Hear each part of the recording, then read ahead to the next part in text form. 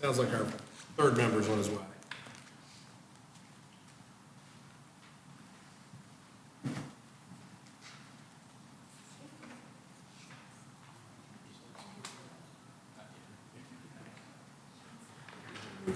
Pretty quickly. It's alive.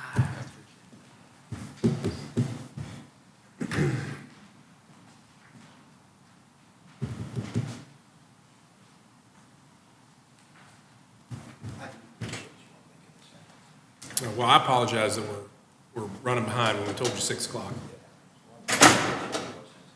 Yeah. Well, you need a decision, so certainly understand. And thank you for saying that. Hey, Mike. No. Sit here. There's only 3 of us. That's enough. All right. Ready? I'm ready. All right. Call the December 4, 2023 special meeting of the Board of Zoning Appeals to order. We start as always with the Pledge of Allegiance. Pledge allegiance to the flag of the United States of America, and to the republic for which it stands, one nation, under God, indivisible, with liberty and justice for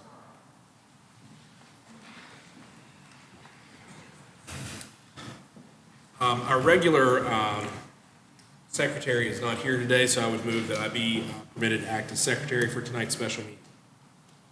I'll second Any discussion? All in favor? that. Aye. With 2 ayes, I will act as secretary, and I will call the roll. Mr. Harding? Here. Mr. Hodge? Absent. Mr. Parker? Is absent. Mr. Stonestreet? Is absent. Mr. Tully, I'm present. Mr. Stewart's? Here. All right, with 3, we have a quorum. Let's first take up the action on the minutes from September 7, October 5, and November 2, 2023. Assuming everyone's had an opportunity to review those, I would move that those be approved and that I be authorized to sign those on behalf of, as president and as acting secretary. Move that we let the president sign the You're minutes. going to speak into your microphone, please. I move that we let the president sign as the minutes of the last meeting. Do you want the last meeting as well as the September and October meeting? Yes, that'll work. All in favor? Aye. Sorry, I didn't give you a chance to second. Second.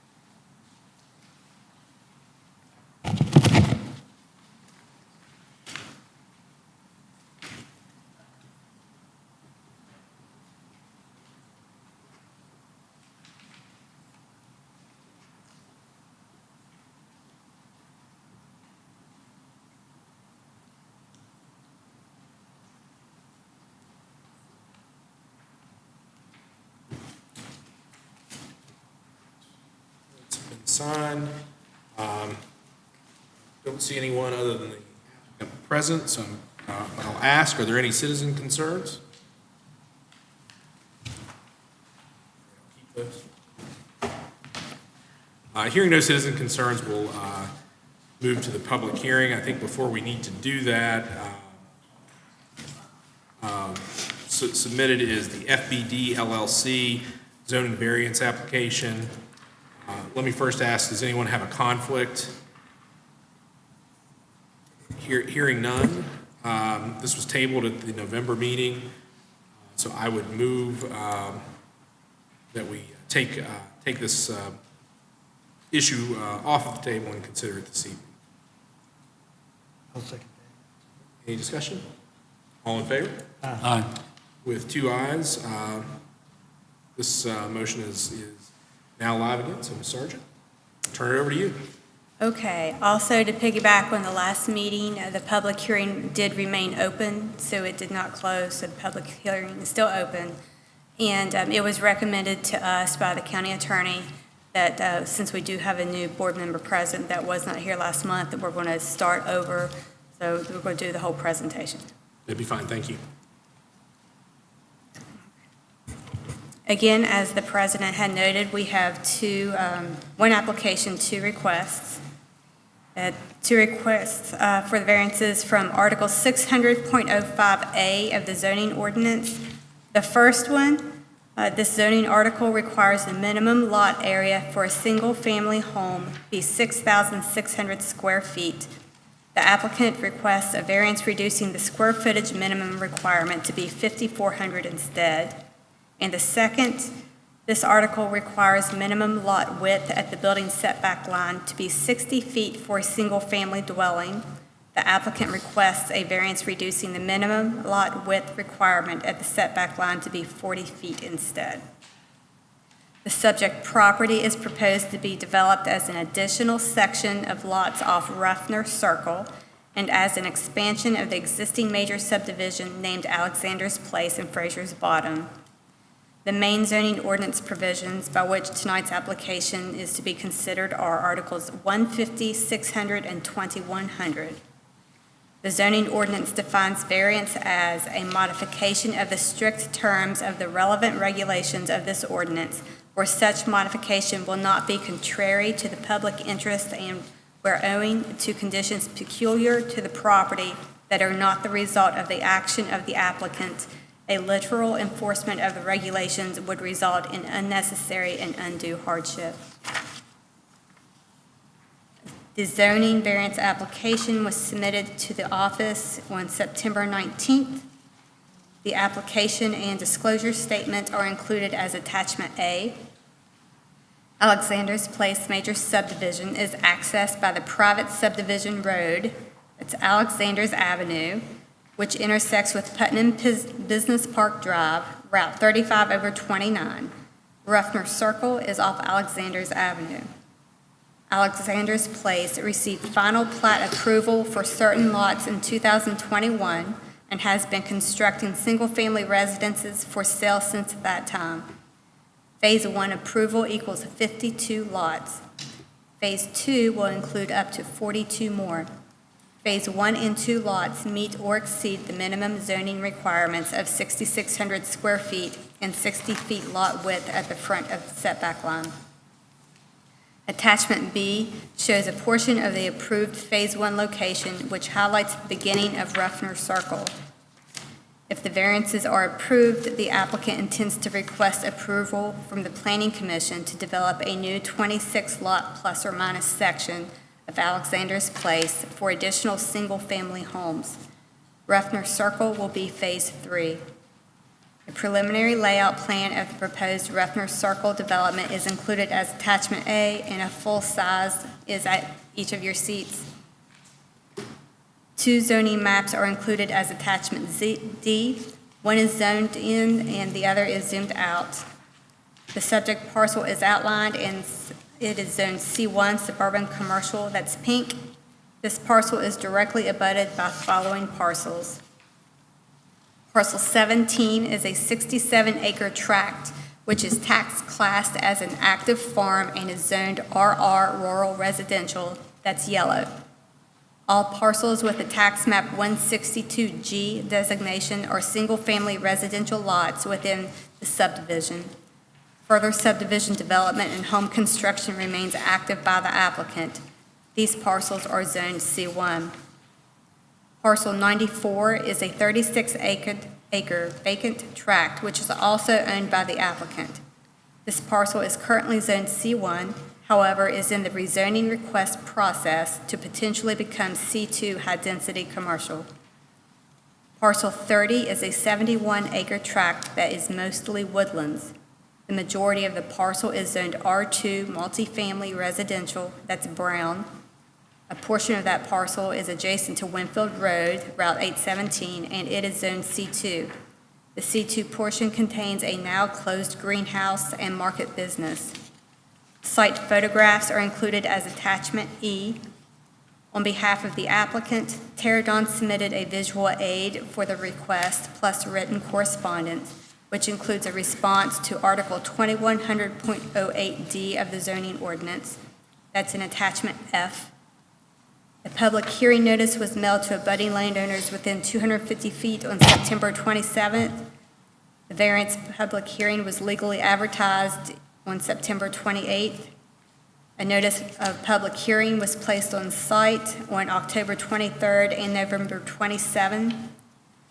Board members voted to table this application at the November 2 meeting, and a transcript from that meeting is in Attachment G. On November 22, the applicant submitted additional information for the board's consideration. You may find that in Attachment H. And to date, staff has received 0 comments from the public, not for the previous meeting and not for this meeting. And as always, there's a worksheet as your last page, and we are available for questions if you have them. Any questions? No. Thank you. Does the applicant wish to speak to this issue or any expert?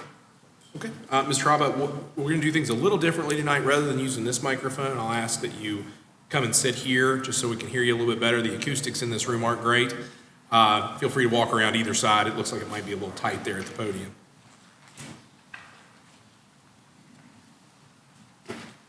Then when you sit down, please be sworn in and then state your name and address. Do that.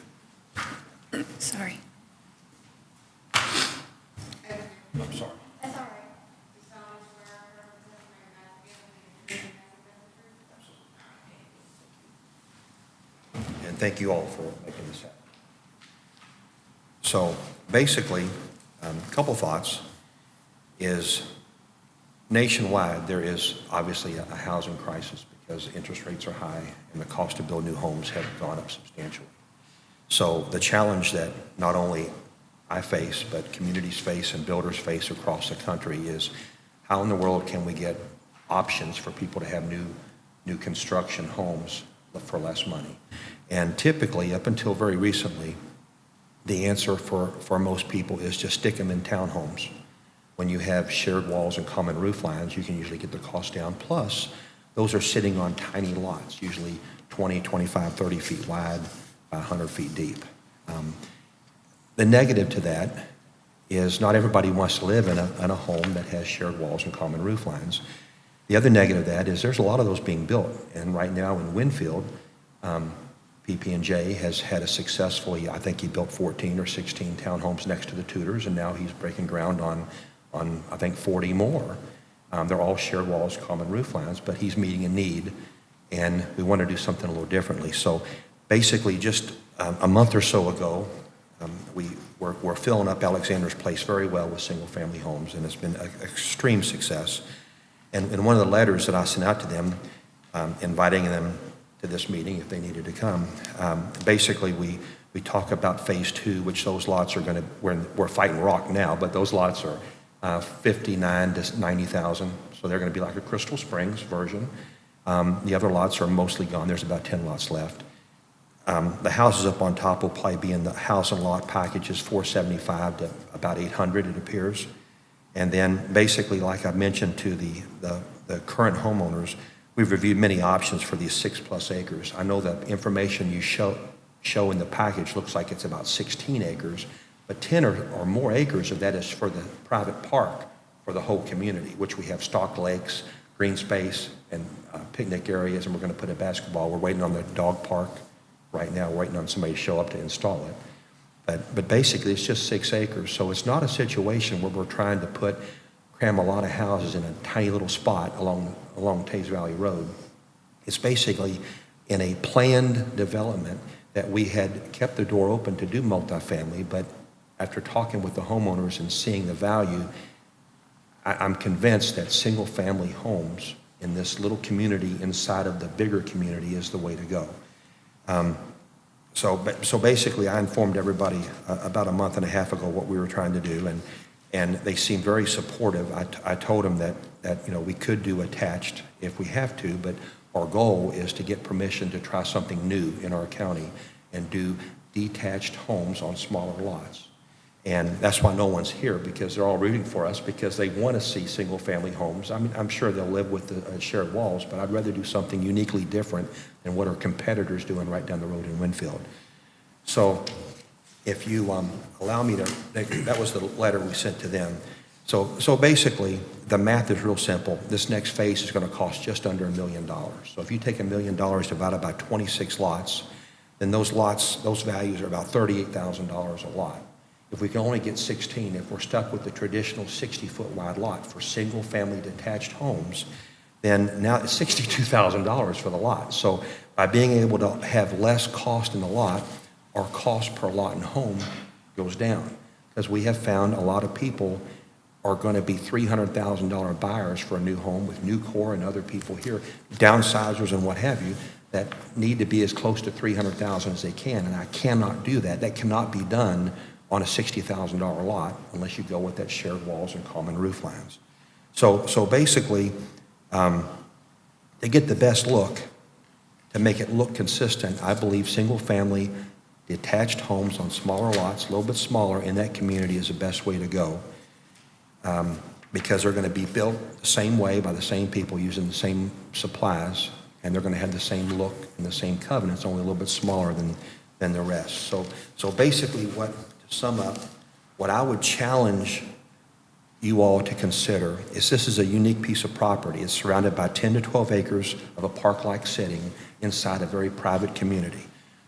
And we want to do single-family homes surrounded by all this. We don't have 3 acres on Tays Valley Road where we have a house on one side and a house on the other. We have a lot of green space, but we believe that there's a huge demand for this. So if we were going to build attached homes, we wouldn't need BZA's approval. If we were going to build townhomes to sell, we wouldn't need them. If we were going to build these all as one package and lease the whole community, we wouldn't need the approval. So what I'm looking for is these pockets across the country are doing things like this to make homes more affordable. And I challenge you to give us the opportunity to try it here, because it's a protected development. It's a once-in-a-lifetime opportunity to try this, and then we can monitor it. And if this is successful and the demand is there like we think it is, then this is something that you could open up the doors for future people under the right situations to offer this for in certain pockets to meet a need that's not being met today. So I appreciate the opportunity. If you have any questions, I'd love to try to answer them for you. Mr. Schwartz, any questions? I Oh, sure, good. and it's probably here, and this is a lot to absorb, but It what is. is the square footage of the homes? Well, basically, we have about 4 different plans that we're looking at. I think the smallest would be around 1,200 square feet.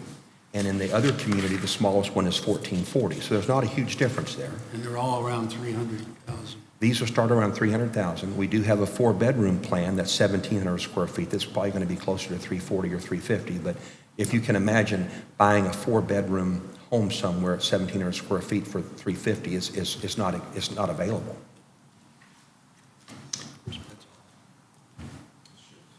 Has this gone through planning yet? Have you done? It's in process. The engineering is being finished up. We had hoped last month that we would go right into planning the day after we were going to submit that. So we're basically you're asking us to give you a variance before you go through planning? Yes.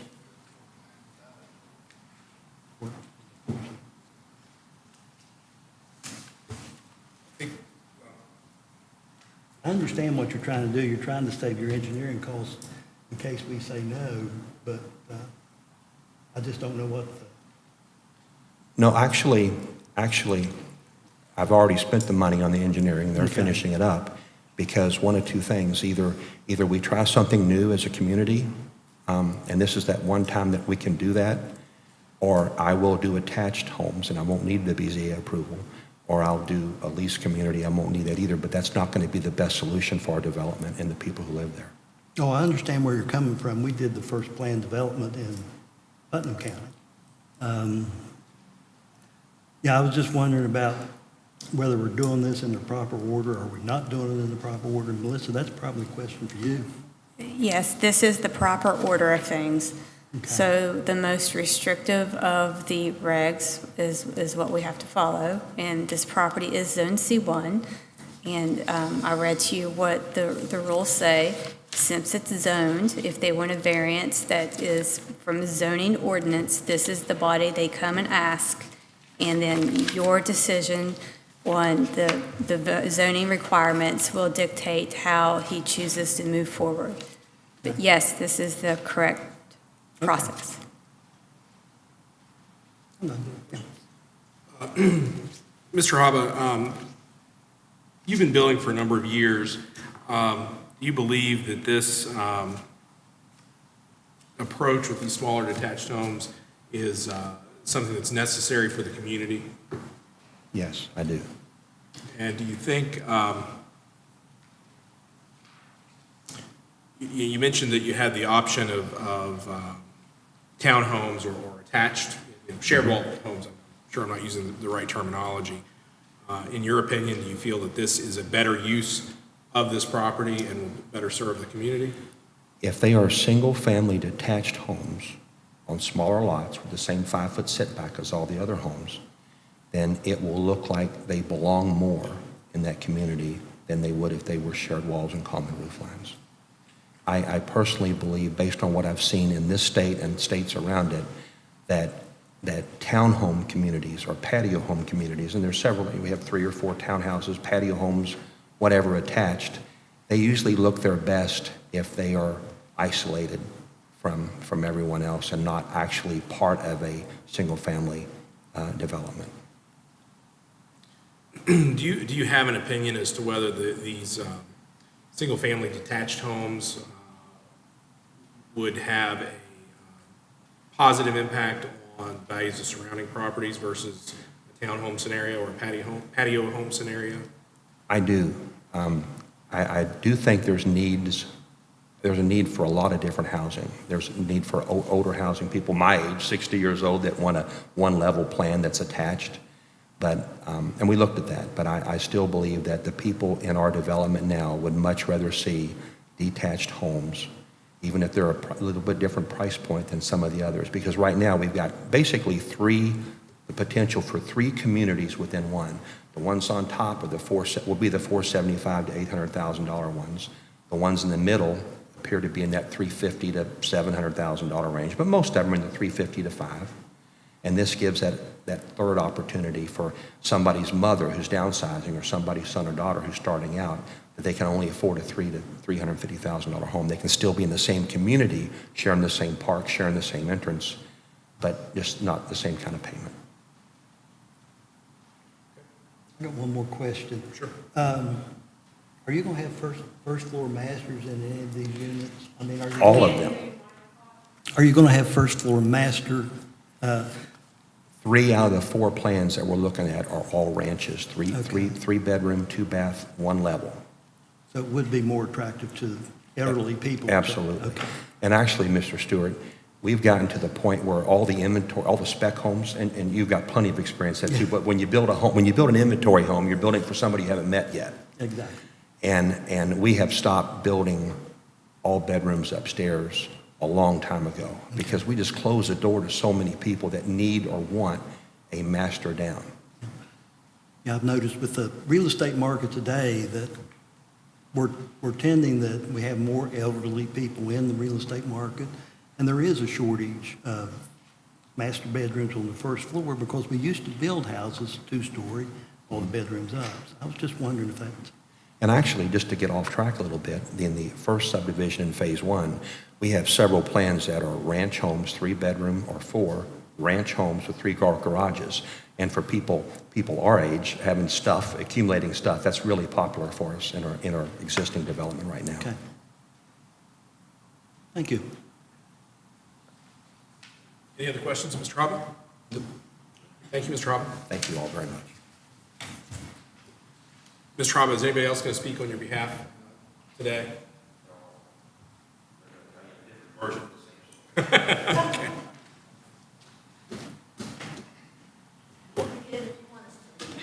Yeah, yeah, please, yeah, I don't want to limit anyone, so please feel free to, just if you would, just take the same seat and be sworn in, and then state your name and address. Try not to make it too long.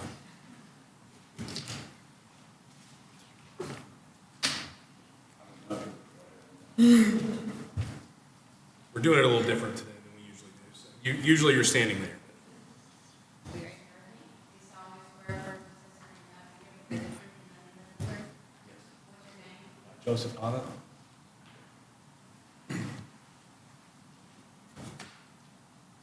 So as Dave said, I'm just going to kind of say the same thing, but a little bit different. I also wanted to go over some of the additional attachments.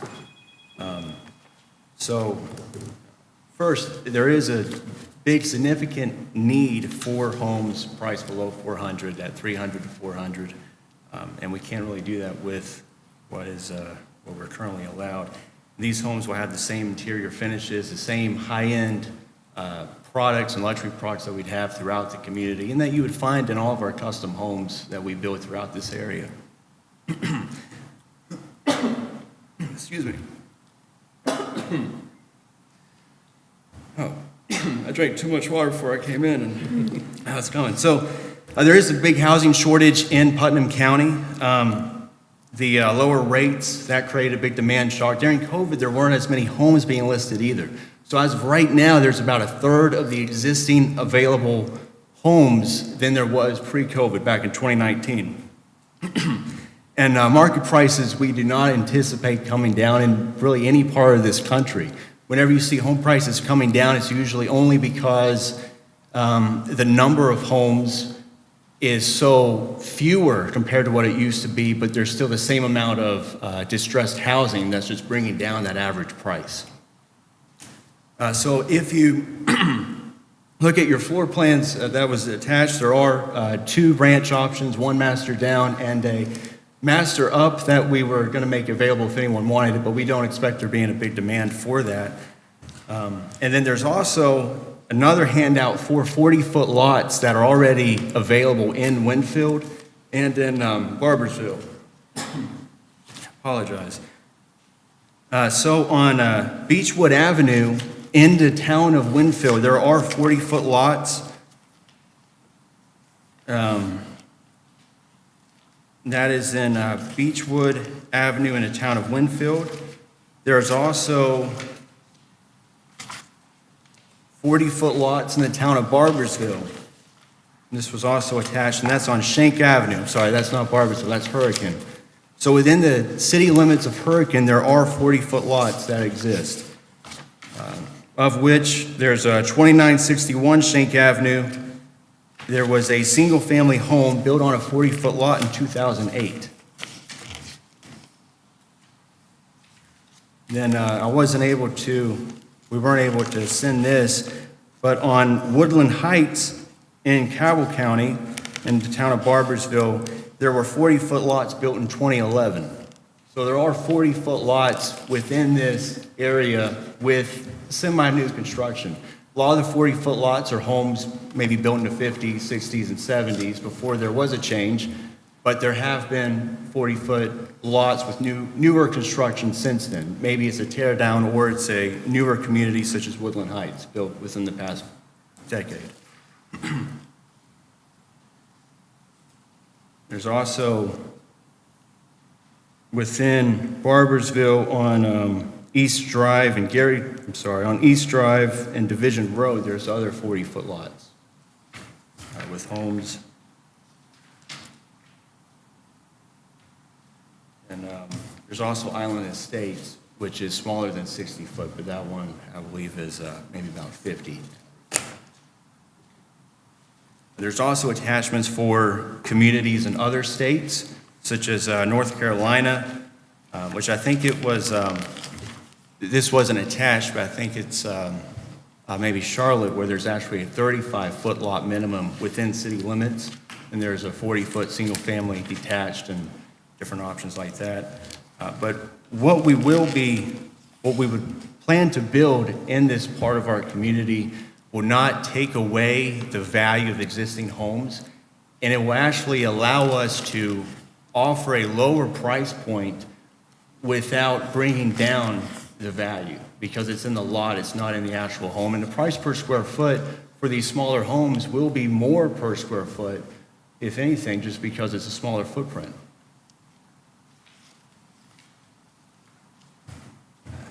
So I think I went through the attachments. Do you all have any questions for me? Got a couple. The 40-foot lots that you're alluding to in Winfield and, what was it, Barbersville? Yes, sir. Are they existing lots or have they been developed? I mean, are they just lots that haven't been rebuilt on and don't conform to the city plan, comprehensive plan? I think these are older lots. I believe they are, except Woodland Heights. Yeah, I know, I used to be on the planning board in St. Albans, and we ran into this a lot, where you would have a 40-foot lot, somebody would tear down the house on it, and our comprehensive plan didn't allow anything to go back on that 40-foot lot, so you had to wait till the house on either side of you was tore down and then buy the lot. I was just wondering if that's the same situation that we're in. It is, and through our research, what we found is it appears a lot of cities did do this change where they went from a 40-foot lot minimum to maybe a 60-foot minimum, consistent with what we have here. And then now, within the past few years, it kind of depends on the size of the city and their own respective housing shortage and when it started. But now they are going back to how it used to be.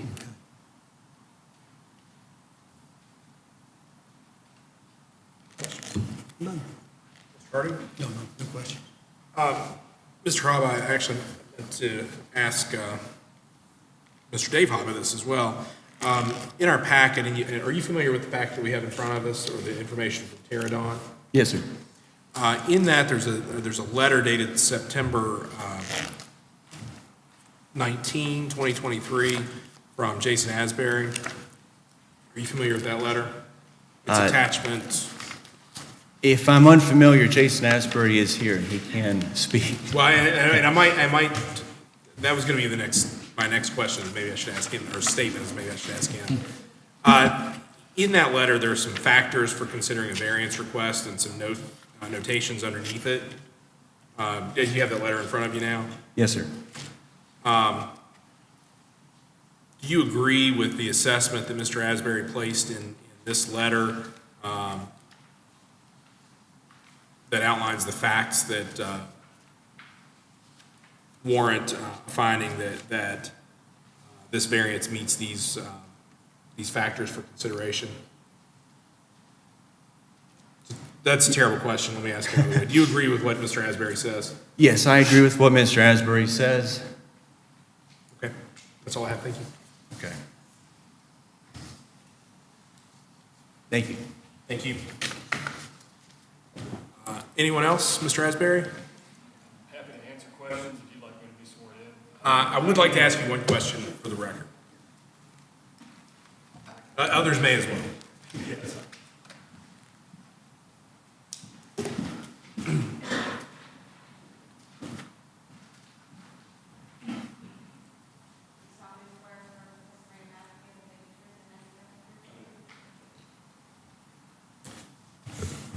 Yes, sir. We were just speaking about the September 19, 2023 letter that you wrote. If I ask you those questions, would your answers be the same as you've stated in this letter? Yes, they would be. Can you tell me about the scope of the work that you've done on this particular project? Sure. So initially, we as Terradon, we prepared the packet that you guys have before you tonight for both variances that's been requested. Through our knowledge of the industry and knowledge of the zoning ordinance here in Putnam County, we prepared this packet to request, as well as my knowledge. I've been doing these types of projects for almost 20 years now, 10 here in the state of West Virginia and Pennsylvania as well. And in your work to prepare the paperwork for this application, did you come across anyone or any evidence that would call into doubt the conclusions that you've made in this September 19, 2023 letter? No, sir. That's all the questions I have. Mr. Stewart's and Mr. Harding may have some. No, I'm good. No question. Thank you. Thank you.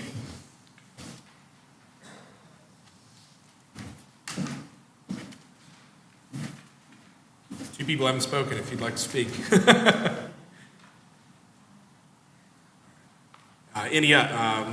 Anyone else from the public wish to speak on this issue? All right.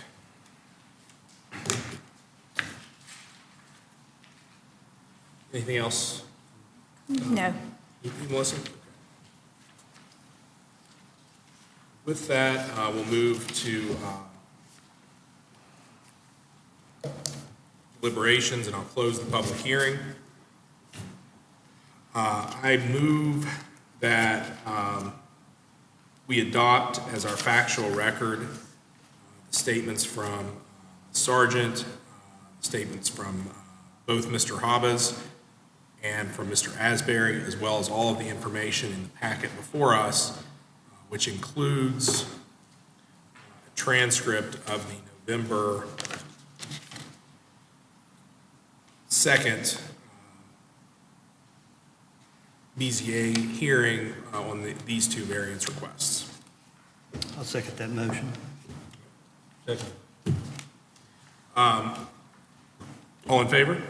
Aye. Aye. With 2 ayes, that will be our factual record for the evening. Or for this request, not just for the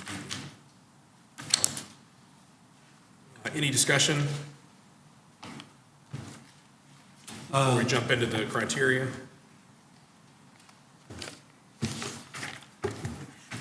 Yeah, a quick statement. In our last meeting, this was, to be honest, confusing to me. Since then, I've done a lot of studying, looking at it, analyzing it. These folks are asking us to give them permission to invest a lot of money on something they think will work. I commend you for that. This is a gamble with your money. I just want to make that statement. Any other general discussion before we talk about the factors? Well, as discussed during some of the questioning this evening, there are 4 criteria that have to be met in order for a variance to be granted. We've alluded to those, and we'll go through each one. I will we'll read each criteria. We'll have any discussion that's necessary, and we will vote at the end.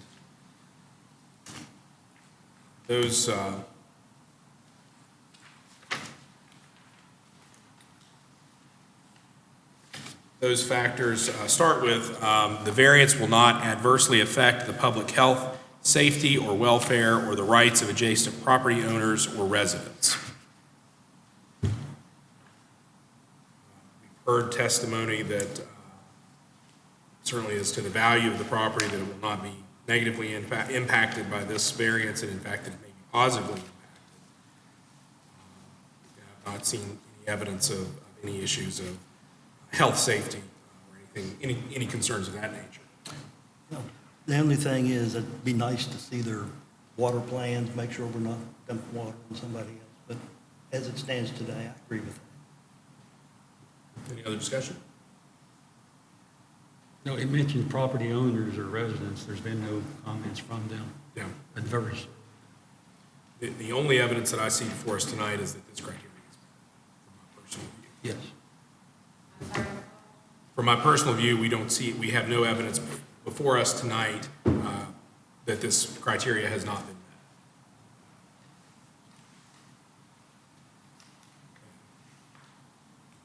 met. The variance arises from special conditions or attributes which pertain to the property for which a variance is sought and which were not created by the person seeking the variance. Any discussion regarding this criteria? No. The only evidence before us tonight, I won't say the only, but the pertinent evidence before us tonight regarding this criteria is, surrounds housing shortages in the county, pricing concerns, and the need to provide appropriate housing within the community, given the interest rates and construction costs that the market is currently seeing. See no evidence that the applicant is to blame for those external factors. And to me, this doesn't seem to, this was the criteria that gave me the most pause, but after reviewing the packet and hearing the discussion tonight, it seems, I'm comfortable that this criteria is met, from my perspective. Anyone else? Yeah, I'm good. And move right along, I think what your statement just answers the next criteria. I think so, and the third criteria is that the variance would eliminate an unnecessary hardship and permit a reasonable use of the land. To me, the apparent best use of this land is as a subdivision, certainly permitting a reasonable use of that land would be to create homes in the style that the applicant is seeking to do. Any discussion regarding that criteria? I agree with that. We need to do something. The other night, I was thinking maybe different, but tonight, we need to do something. Nothing available. When I looked at this packet, I wasn't able to be here last time, but I did look at the packet. I sort of had the same wavering thoughts, but hearing the testimony tonight and some of the additional information, to me, it seems it's appropriate because this is not, they're not asking to put wholly unrelated use in the space. They're not, for example, trying to put a restaurant or bar or something in the space. It's consistent with the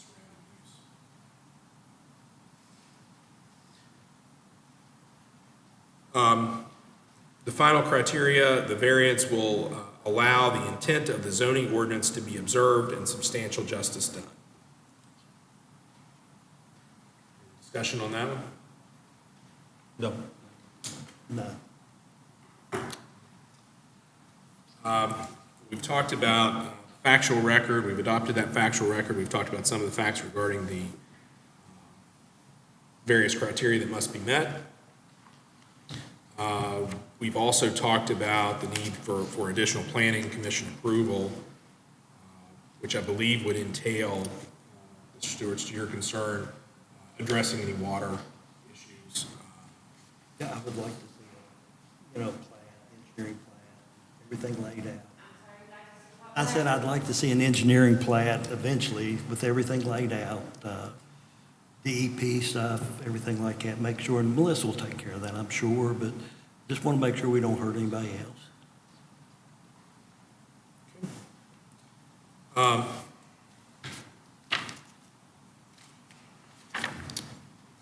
Any other discussion or deliberation regarding this issue?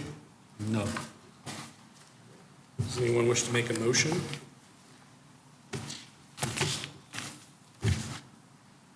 I make a motion, we accept the facts that we've discussed them. I'll second that motion. Motion's been made to adopt the findings of fact that we've discussed a moment ago. All in favor? Aye. Aye. With 2 ayes, that is adopted. Would anyone like to make a motion for action on the 2 variance requests before us? One being the size of the lot and the other one being frontage, or lot size. I'll make a motion, we accept the variance on the size and the variance on the plot. Any further discussion? Or we need to say, any second? Second that motion. Any further discussion? No. All in favor? Aye. 2 ayes. It is approved. I move that I be granted permission to execute the draft order as voted to approve the application. and then I enter that order. Second? I'll second that. All in favor? Aye. Aye. 2 ayes, I'll execute the order.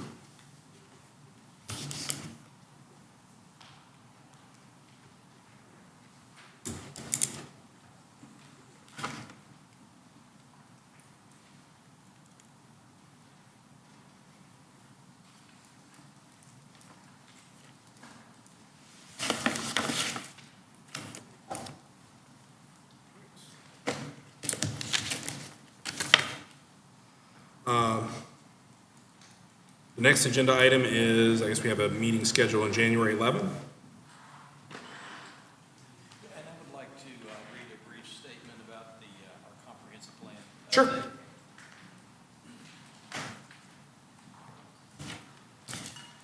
Thank you, Mr. President. As you stated, the next meeting of the BZA will be January 11th, Thursday at 6:30 PM. This office is in the process of, per West Virginia Code, updating the comprehensive plan for 2024 and beyond. In front of you, you will see a survey that is posted on our webpage in hopes for as many citizens as possible to fill out and give us their opinions as to the current state of the county and any suggestions that they may have to improve said conditions. So I would like to read a brief statement relative to the process that we're going through to update the plan. The Office of Planning and Infrastructure is in the process of updating the Putnam County Comprehensive Plan document for the year of 2024 and beyond. West Virginia Code dictates that the plan be updated every 10 years. The comprehensive plan document was last updated in 2014. The comprehensive plan document presents a narrative of the current conditions of Putnam County. The narrative showcases both the areas in which the county has excelled and issues that could be improved upon. The plan provides guidance for decision-making by highlighting community goals. Each section offers actions for achieving the community vision. The comprehensive plan is a tool to help facilitate the achievement of the community goal of continuing the vision of improving quality of life to make Putnam County a better place to live, work, and play. To update the plan for 2024 and beyond, this office is soliciting comments from residents of the county. The following are topics of inquiry relative to the public's level of satisfaction regarding growth the county has experienced in the past 10 years, the county's transportation infrastructure, the county's utility infrastructure, the quality of life in the county's public safety services, and the economic development the county has experienced in the last 10 years. We are using Putnam County's new website, and more specifically this office's individual page, to obtain opinions and priorities from the residency via a user-friendly public input questionnaire. The questionnaire can be accessed via a link on the county's new website, which allows the user to answer the questions posed above in a ranking system, with 1 being very dissatisfied and 5 being very satisfied. There is also a comment section that accompanies each question so the participant can expand upon their rankings with specific statements. The Office of Planning and Infrastructure encourages each resident of Putnam County to make their voices heard by visiting www.putnamcountywv.gov. From the county's landing page, you can access this office's specific page where the public input questionnaire can be quickly and easily completed. Your rankings and specific comments will be tabulated relative to each question and forwarded to our office for review. Our goal is to update the county's comprehensive plan for 2024 and beyond, with emphasis on the citizenry's opinions and priorities.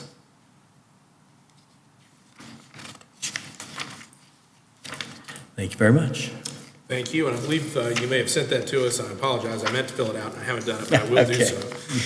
When is the deadline to respond to that? It has to be approved per code by the end of May. Okay. I would encourage everyone, and certainly the members of the board, to complete that survey and to share it with friends and neighbors in the county. Thank you very much. All right, any questions, Mr. Call? All right. Unfinished business? New business?